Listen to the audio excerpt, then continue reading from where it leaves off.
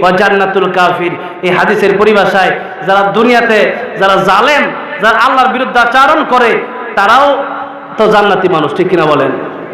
বোঝেন নাই মনে হয়? তারা কেমনে জানে? তার দুনিয়ার জান্নাতি। কিন্তু আমরা কি দুনিয়ার এই জান্নাত চাই? আমরা কি দুনিয়ার এই জান্নাত চাই?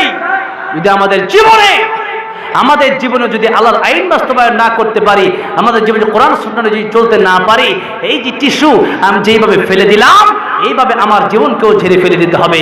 এই জীবন দিয়ে কোনো লাভ নাই। সুতরাং আলহামদুলিল্লাহ অলরেডি আমাদের আবরুল হক আসিফ ভাই প্রায় কাছাকাছি চলে এসেছে, বলেন আলহামদুলিল্লাহ। আমাদের যুবক ভাইরা তো বসে আছেন আবরুল হক আসিফ ভাইকে দেখার জন্য, ঠিক না বলেন? আবরুল হক আসিফ ভাই আসতেছে, ইনশাল্লাহ আসবে, অনেক কথাই বলবে আপনাদেরকে নিয়ে। আবরুল হক আসিফ ভাই তো খুব হাসি খুশি মানুষ, ইনশাল্লাহ আসবে। এবং উনি অসুস্থ, আল্লাহ পাক যেন শিফা কামেলা আজলায় কুল্লা নসিব করেন, জরুরি আমিন। অলরেডি রিসিভ করার জন্য এখন আমার যুবক ভাইরা যাবে, সমস্যা নাই ইনশাআল্লাহ। আচ্ছা, অনেক বাইকের লোকেরা, মোটরসাইকেলের লোকেরা এখানে উপস্থিত, যারা আমাকে নিয়ে এসেছিলেন। এখন আবরুল হক আসিফ ভাই আসবে। আপনারা যারা এখানে আছেন, যারা মোটরসাইকেলের মালিক, যারা এরা যান, যারা মোটরসাইকেলের মালিক আর কি, মাশাআল্লাহ আলহামদুলিল্লাহ। এলাকার যুবক ভাইদের অনেক মোটরসাইকেল আছে, আল্লাহ পাক সবাইকে মোটরসাইকেলের মালিক বানায় দেয়। তবে যাদের সমস্যা হবে, যারা মোটরসাইকেলে অ্যাক্সিডেন্ট হবে, এদেরকে আল্লাহ মোটরসাইকেলের মালিক না বানায়। বোঝেন নাই? আমি তো মোটরসাইকেল চালাতে পারি না, আমি চালাইতে পারি না, আমি এটার নাম দিছি মরণ সাইকেল। কি দিছি ভাই? মরণ সাইকেল। ও যুবক ভাইরা, আপনাদেরকে একটা কথা বলি, রাগ করবেন না।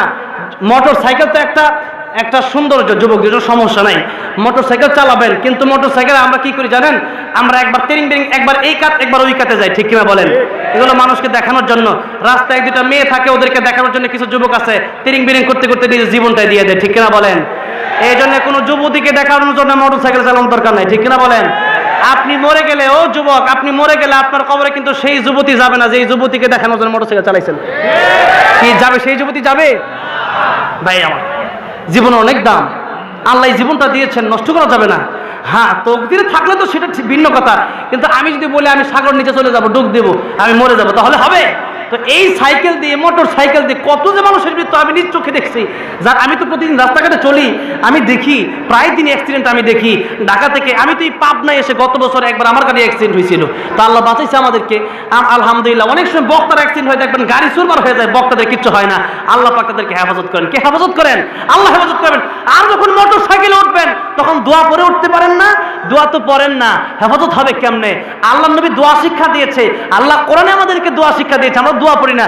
দোয়া পড়বেন সুবহানাল্লাযী সাখখারা লানা হাযা ওয়া মা কুন্না লাহু মুকরিনিন ওয়া ইন্না ইলা রাব্বিনা লামুনকালিবুন। যদি দোয়া পড়েন ইনশাআল্লাহ, এই মৃত্যু যদি হয় এই গাড়িতে চড়া অবস্থায়, আশা করা যায় আল্লাহ আপনাকে জান্নাতের মেহমান বানাবে। সুবহানাল্লাহ বলেন। তাহলে কি মোটর সাইকেল ডাইরেক্ট ধুম করে ছেড়ে দিবেন না? দোয়া পড়ে উঠতে হবে। ভাইরা, আমি বলেছিলাম আমাদের ইবাদত, আমাদের সর্ব জায়গায় ইবাদত থাকতে হবে।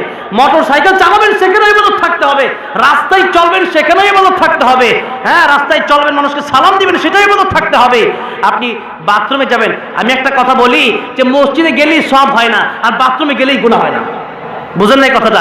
মসজিদে গেলেই সওয়াব হয় না। আপনি যদি মসজিদে গিয়ে দুনিয়াবি কথাবার্তা বলেন, মসজিদে গিয়ে হট্টগোল হবে, চিল্লাচিল্লি হবে, অধিক আওয়াজ দিয়ে মানুষ দুনিয়াবি কথাবার্তা বলবে, এটা হচ্ছে কিয়ামতের একটা আলামত।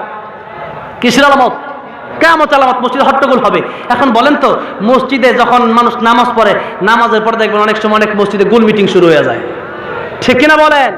এই যে গোল মিটিং শুরু হয়ে যায়, আলোচনা করে, কিরে অমুকের মায়াটারে বলে বিয়ে দিছে, শুনছিস নি? জামাইটা বেশি সুবিধার না, বলে কি বলে না? না, এই বিয়েতে আমার দাওয়াত দিছে না, এই লোকটা আর সুবিধা না, এই লোকের লোক আর কোনোদিন কথাই কব না, ঠিক কিনা বলেন? এই জন্যে দুনিয়াতে মসজিদে কি দুনিয়াবি কথাবার্তা বলবেন, ফেরেশতারা প্রথম বলে আল্লাহর বন্ধু চুপ করো, পরে বলে আল্লাহর বান্দা চুপ করে, পরে বলে আল্লাহর দুশমন চুপ করো। আমার ভাইরা, এই জন্য মসজিদে গিয়ে কথা বললে গুনাহ। আবার আপনি যখন ওয়াশরুমে বা টয়লেটে যাবেন তখন আপনি দোয়া পড়ে যাবেন। কি বলে যাবেন? গুফরানা। আপনি দোয়া পড়ে যাবেন, আল্লাহুম্মা ইন্নী আউযু বিকা মিনাল খুবসি ওয়াল খাবাইস, দোয়া পড়ে যাবেন। আবার যখন বের হবেন, বের হওয়ার পরে ঢোকার আগে দোয়া পড়বেন, আবার ঢুকে দোয়া পড়বেন না, ঢোকার আগে আবার বের হয়ে দোয়া পড়বেন, গুফরানাকা আলহামদুলিল্লাহিল্লাযী আযহাবা আনিল আযা ওয়া আফানি। আপনি যে বাথরুমে